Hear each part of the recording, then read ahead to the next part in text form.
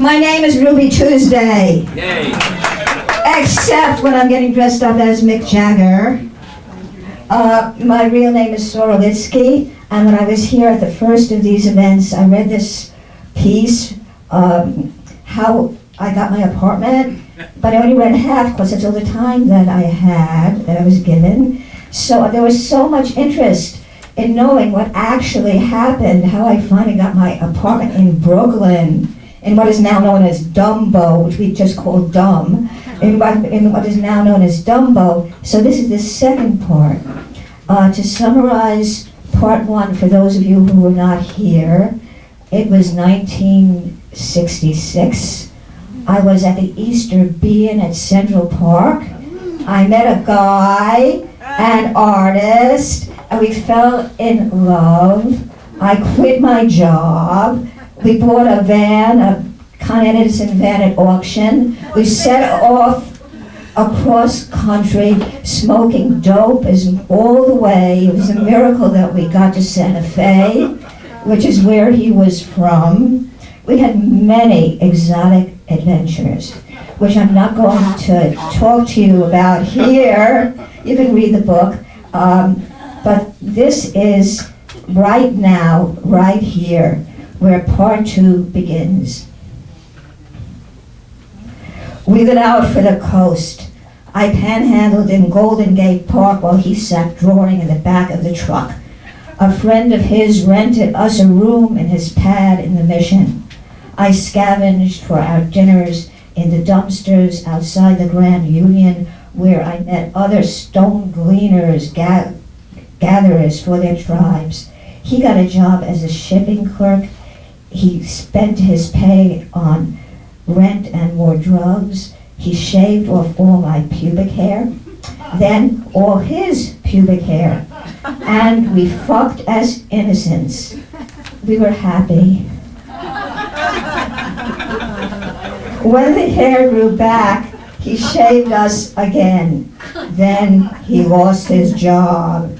I was too spaced out to look for a job. We couldn't help his friend with rent, so we took off south to L.A., where his German mother told me, Jewish parents always spoil their children, coddle them. I told her how I crawled through mountains of garbage to find a pack of stale English muffins to feed her son while he was sitting back in our room drawing rainbows. When we got on the road again, we quarreled. I said, you have your drawing, your art. I want something of my own, a home, a baby. He said, later, or maybe later, when he was established, when he had a studio. I said, why does it always have to be what you want? We drove back to New York and returned to this, his old building. We stayed with George on the second floor. My hair was down to the cleft in my ass, and I got a job in Max's Kansas City. I was a lousy waitress, the worst in the place, but no one seemed to notice. It must have been the long hair. One day, he asked me if I ever cheated on him.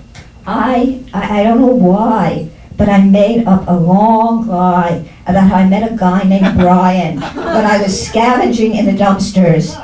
This mythical Brian, he took me back to a black room, lit incense and candles, and then drew flowers with cocaine on my thighs. Lots of flowers. I told him I had gone to visit Brian in the black room 8 times. Brian, he must have loved you, he yelled. He slapped me so hard my jaw popped.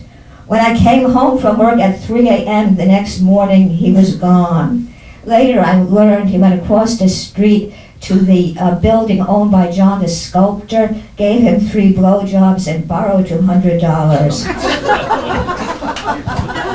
But then, that very day, before I had the knowledge of the blowjobs and John, you know.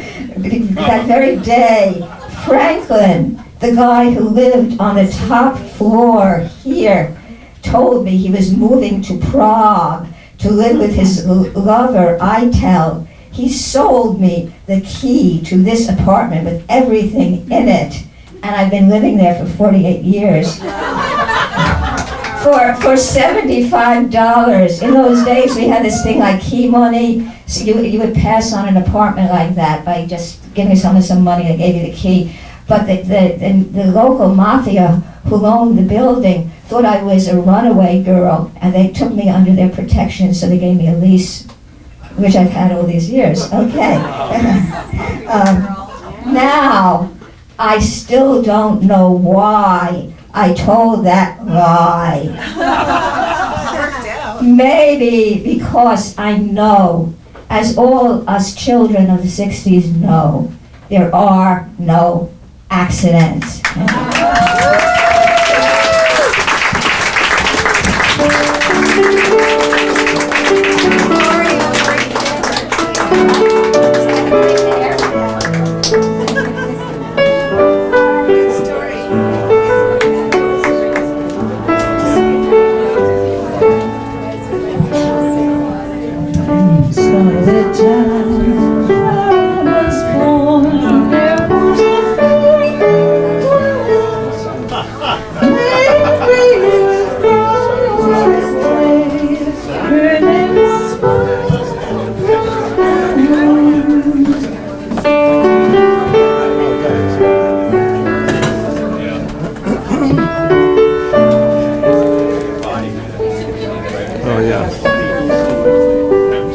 Thank you.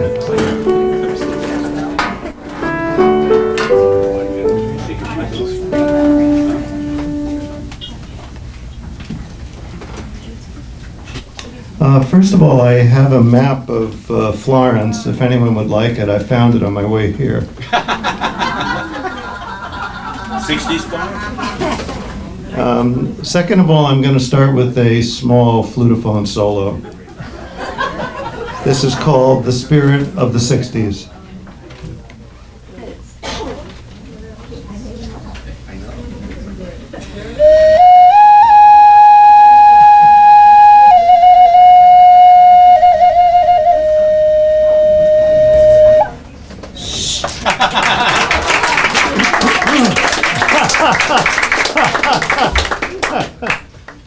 Third of all, I'm going to read a poem I wrote this morning. I think maybe you know that moles, there's an animal called a mole, and it burrows in the ground and creates burrows. William Burroughs? Exactly. Please only heckle me and no one else in this show. So this is a poem called Henry David Thoreau. Thoreau was quite thorough. He watched each mole's burrow. Then he wrote in his journal, which now is eternal. Thank you.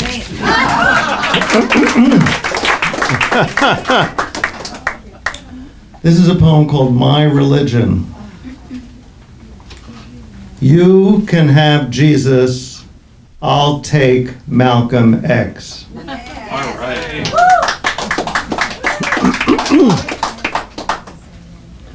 This is a poem called The Difference. Superman is stronger, but Batman has a car.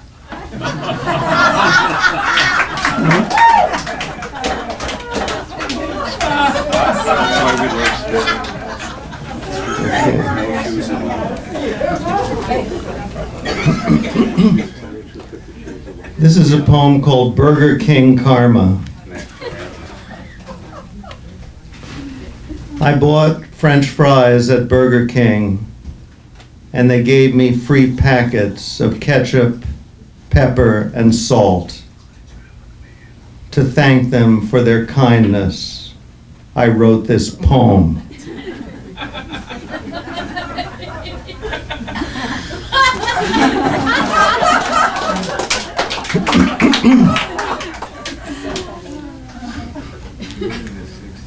This poem is called The Secret.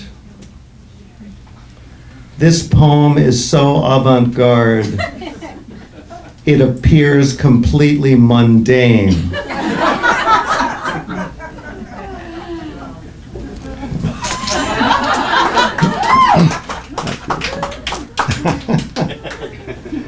This is a poem called Spiritual Crisis.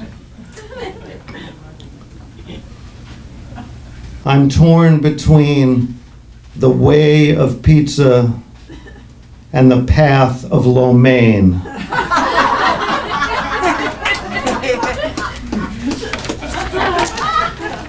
True story. This is a poem called Conceptual Mural Number 7. 1. Go up to a large empty wall. 2. Imagine the face of Trotsky on it.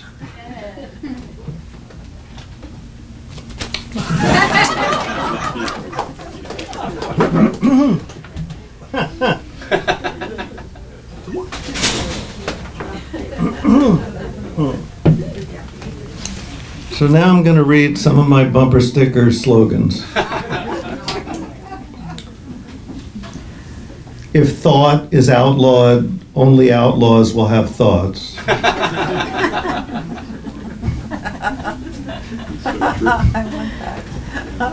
Save the whales, but throw away the squid.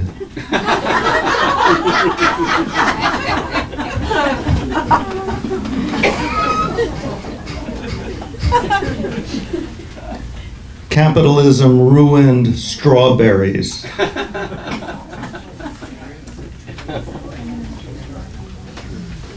We are all descended from pagans.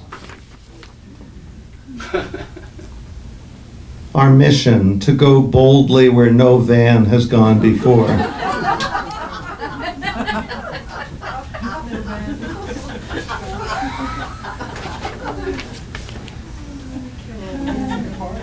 Vote stoned.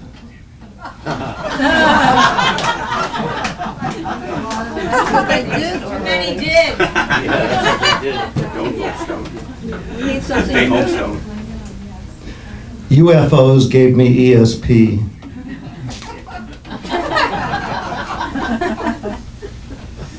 If you need a gun to feel safe, maybe you have too much money.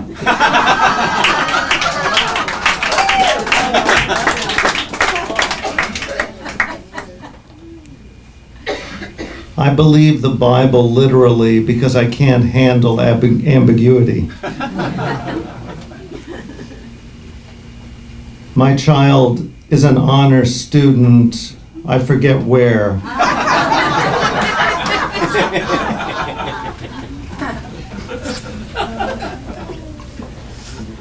Add Malcom X to Mount Rushmore.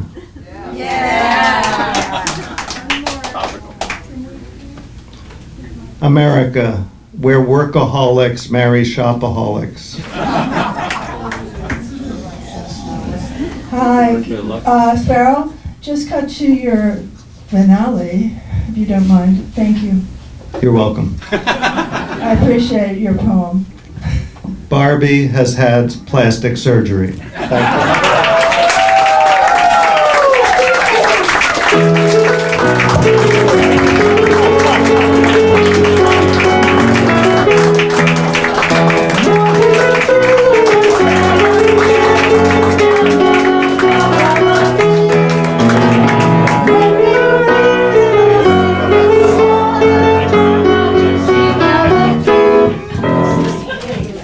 I get by with a little help from my friends. Do you need anybody? I just need someone to love.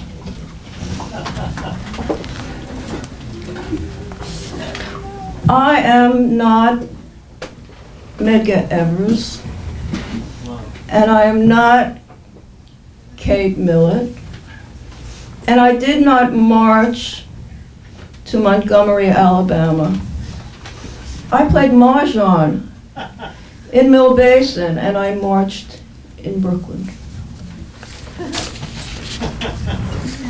And the 3 M's, by the way, are Medgar Evers, Malcolm X, and Martin Luther King.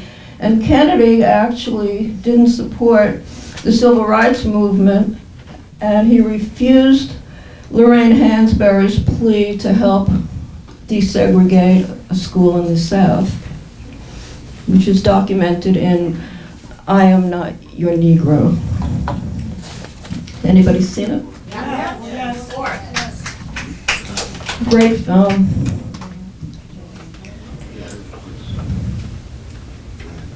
If I knew how great it felt to love a woman, I would have loved myself.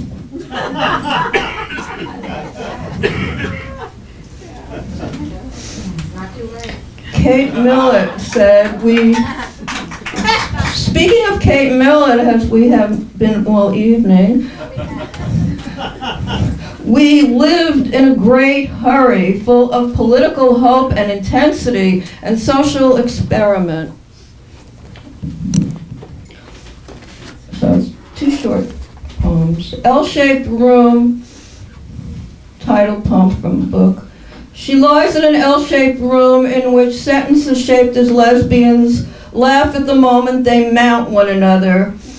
What is the fine line between what a lilac does and what the photo shows? A mirror does push-ups, and in it perhaps a child dances, or a child loses its woman on the page.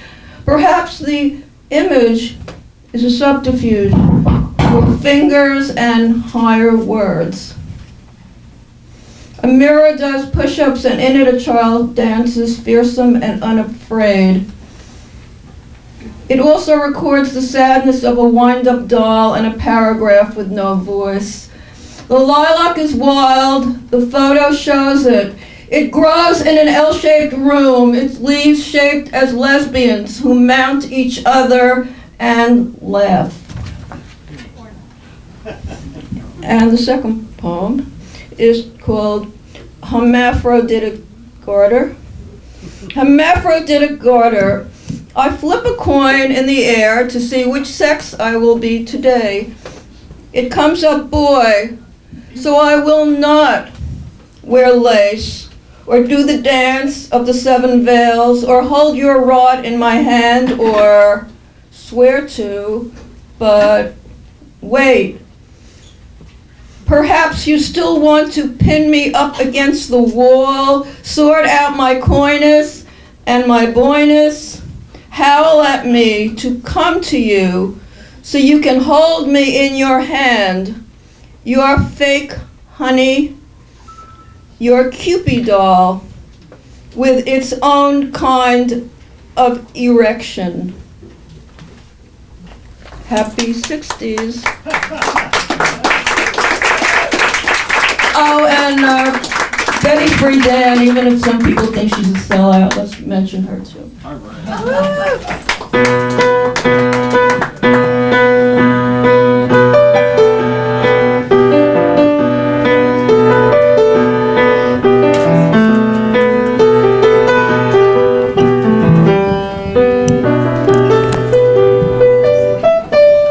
Wonderful evening, and it's going to be impossible to follow all that. Sparrow, I hate you. It's called Jimmy. I got a preview of where we're at now in this country many years ago, back in the 60s. I was going to school in Reading, Pennsylvania, trying to finish off a college degree, and at the same time trying not to get drafted. Anyway, a good friend who lived his life for music had moved to Reading to hang out a while, and got a job in a factory to pay the rent and cover his trips to Philadelphia to see the bands he loved. He would buy the tickets and I would drive us down in my Pontiac. It was announced that Jimi Hendrix would play the Electric Factory in February of '68, and as he was our favorite musician, we had no choice. We hopped in my car and headed for the city of brotherly love. Somewhat before that, Frank Rizzo had become the commissioner of police in Philly, and he'd wasted no time in putting his stamp on the force. He was a racist bully, just like Donald Trump, and his take no prisoners policy was wearing everyone down. When we visited the city a couple of weeks before the concert, we noticed how gray everything had become. We filed into the factory on what we expected to be a historic evening, yet we both commented on how quiet everyone was. Depressed even, but I wasn't going to let it affect me. Axis Bold as Love had just dropped, and the last track on that record had become my favorite song for getting off. The music seems to be fading, but then Hendrix suddenly shifts gears and comes blasting back in as if he's finally breaking free of these earthly bonds. Of course, I was hoping he'd play it. Hendrix kicked off his set, and I was aware of how passive the audience remained. He seemed aware too. As he played, I could almost see what he was thinking. When he got near the end, the place where he'd usually smash his guitar into an amp or bash it onto the floor, he paused, looked at his amp, then glanced at the audience. He looked down at his guitar, then back at us again. And I could see the calculation. We weren't worth it. The whole dismal city wasn't worth it. He laid his guitar down and walked off the stage. I was bitterly disappointed, but I understood. My friend and I split and headed for my 64 Bonneville. I pulled out just making it through a yellow light and was greeted by a siren from an unmarked cruiser. I rolled down my window and said, "But sir," it hadn't turned red yet. In return, I got a tongue lashing from the nastiest cop I'd ever dealt with as he wrote me out a ticket. Thank you.